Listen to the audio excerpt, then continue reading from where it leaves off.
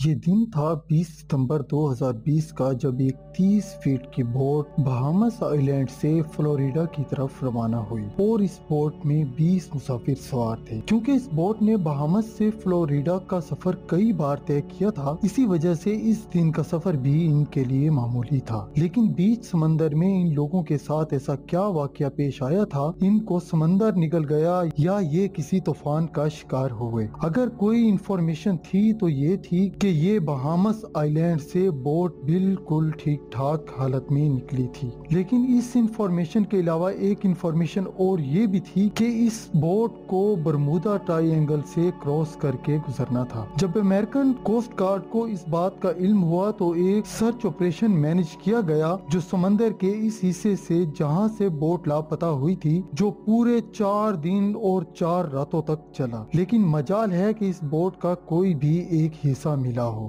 ZHS TV کی videos میں ایک بار پھر سے خوش آمدید۔ ناظرین، ہم سب نے برمودا ٹرائی اینگل کی تو کئی کہانیاں سن رکھی ہوں گی۔ برمودا ٹرائی اینگل سمندر کا ایک بہت بڑا حصہ ہے جو اصل میں اٹلانٹک اوشن میں پایا جاتا ہے۔ یہ ٹرائی اینگل فلوریڈا سے برمودا آئلینڈ اور پھر پیلریٹو ریکو سے ہو کر واپس فلوریڈا پر ختم ہوتا ہے۔ اس اتنے بڑے بننے والے ٹرائی اینگل کا ایریا 8 لاکھ اسکوائر کلومیٹر بنتا ہے، یعنی کہ یہ ٹرائی اینگل پاکستان اور ترکی سے بھی زیادہ بڑا ہے، جسے کبھی برمودا ٹرائی اینگل تو کبھی ڈینجل ٹرائی اینگل کہا جاتا ہے۔ یہ ٹرائی اینگل اپنی فینومنا مسٹیریس کی وجہ سے پوری دنیا میں بدنام ہے، جہاں سے گزرتے وقت شپس اور ایئر پلینز کا کانٹیکٹ اپنے ایئر بیس سے ٹوٹ جاتا ہے اور اس کے علاوہ وہ ہمیشہ کے لیے غائب ہو جاتے ہیں۔ ابھی تک شپس اور ایئر پلینز کی ایک بہت بڑی تعداد اس ٹرائی اینگل میں گم ہو چکی ہے۔ آج تک ان میں سے صرف چند ہی شپس اور ایئر پلینز کا ملبہ ریسرچرز کو سمندر کے باٹم سے ملا ہے، لیکن وہ بھی اس جگہ سے نہیں جہاں وہ آخری بار ریڈار پر شو ہوئے تھے، جبکہ دوسروں کا نہ تو کبھی کوئی ملبہ ملا اور نہ ہی ان کے اندر موجود لوگوں کا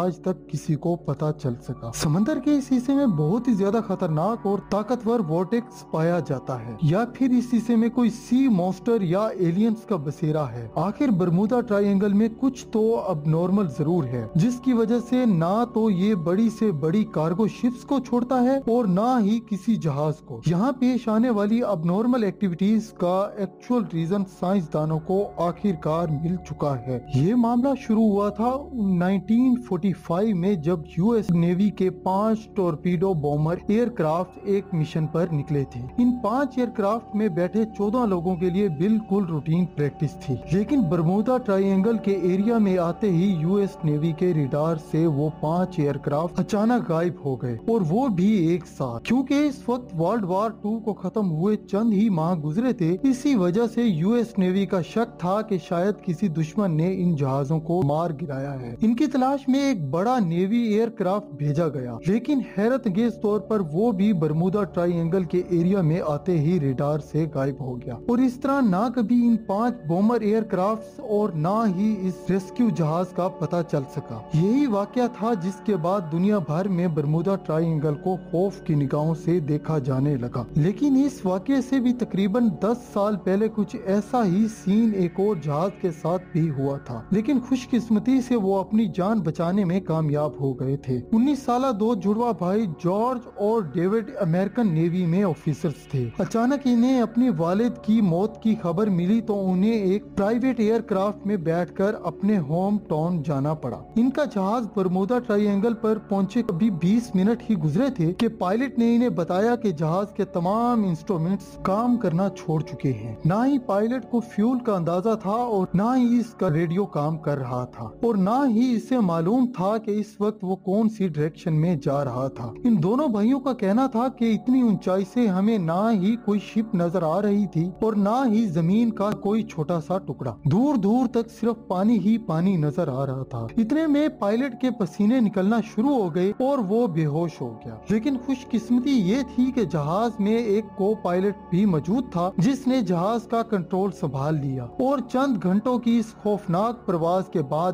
آخر کار ان کو زمین نظر آ گئی اور جہاز کو وہاں پر ایمرجنسی لینڈنگ کرنی پڑی۔ کئی سالوں کے بعد برمودا ٹرائی اینگل اپنی مسٹیریس کی وجہ سے جب مشہور ہوا، تب ان دونوں بھائیوں کو پتا چلا کہ یہ خود اس چیز کا شکار ہوئے تھے اور خوش قسمتی سے بچ گئے تھے۔ है। 2015 में एल फेरो के नाम से एक कार्गो शिप फ्लोरिडा से प्यूर्टो रिको जा रही थी, तो 1 अक्टूबर 2015 के दिन रेडार से गायब हो गई। यूएस कोस्ट गार्ड और नेवी फोर्स ने एक कंबाइंड सर्च ऑपरेशन किया और पूरे 1 महीने की सर्च के बाद एल फेरो समंदर की सतह से 15,000 फीट नीचे बॉटम पर पाई गई। शिप के कप्तान से जब आखिरी बार कांटेक्ट हुआ था तब ऐसा लग रहा था जैसे शिप में पानी आ चुका है और वो एल फेरो से होने वाला आखिरी कांटेक्ट था। 23 फरवरी 2017 को टर्किश एयरलाइंस का एक जहाज फ्लाइट TK-183 क्यूबा के शहर हवाना में लैंड करने वाला था। इसी वजह से इसको बरमुदा ट्रायंगल के ऊपर से गुजरना पड़ा, लेकिन अचानक पायलट ने कंट्रोल पायलट को रिपोर्ट की कि जहाज बिल्कुल अबनॉर्मल बिहेवियर कर रहा है। इसी वजह से पायलट ने जहाज का फौरन रुख बदल दिया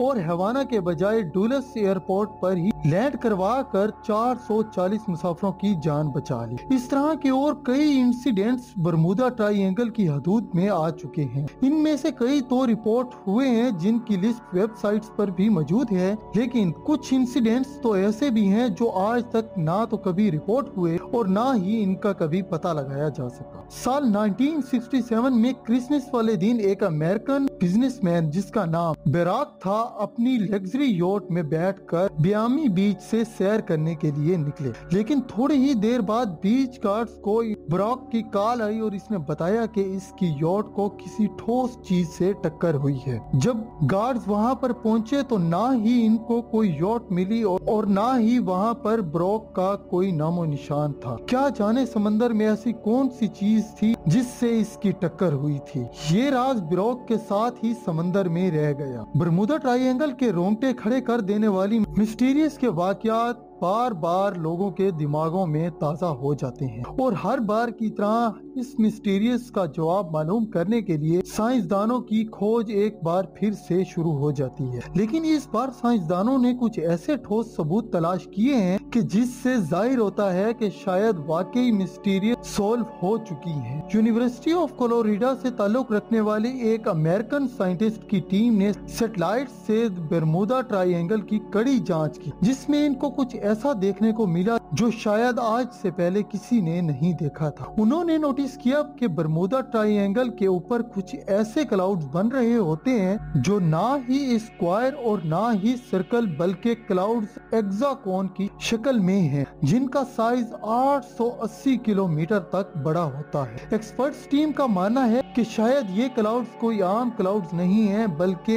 एयर बॉम्ब क्लाउड्स हैं। यानी जब ये अजीब किस्म के बादल बनते हैं तो इनके नीचे बहुत ही तेज हवा के झोंके चलते हैं जिनकी स्पीड 250 किलोमीटर पर घंटा तक की होती है, जो कि बहुत ही ज्यादा भयानक तूफान की शक्ल इख्तियार कर लेते हैं। इन हवाओं की स्पीड इतनी ज्यादा होती है कि ना ही इनमें कोई हवाई जहाज आसानी से उड़ सकते हैं और इन हवाओं से बनने वाले तूफान की वजह से समंदर के पानी में जो लहरें बनती हैं ना ही इनमें कोई बड़ी से बड़ी शिप तैर सकती है। साइंसदानों का कहना है कि शायद बरमुदा ट्रायंगल में होने वाले हादसात की ये भी एक वजह मानी जा सकती है। उम्मीद करते हैं कि ZHS TV की ये वीडियो भी आपने भरपूर एंजॉय की होगी। आप सब लोगों के प्यार भरे कमेंट्स पढ़ के बहुत ज्यादा खुशी होती है। आप सबसे गुजारिश है कि हमारे चैनल को जरूर सब्सक्राइब करें और बेल के आइकन को भी ऑन कर दें ताकि आने वाली हर नई लेटेस्ट अपडेट से आप अपडेट हो सकें।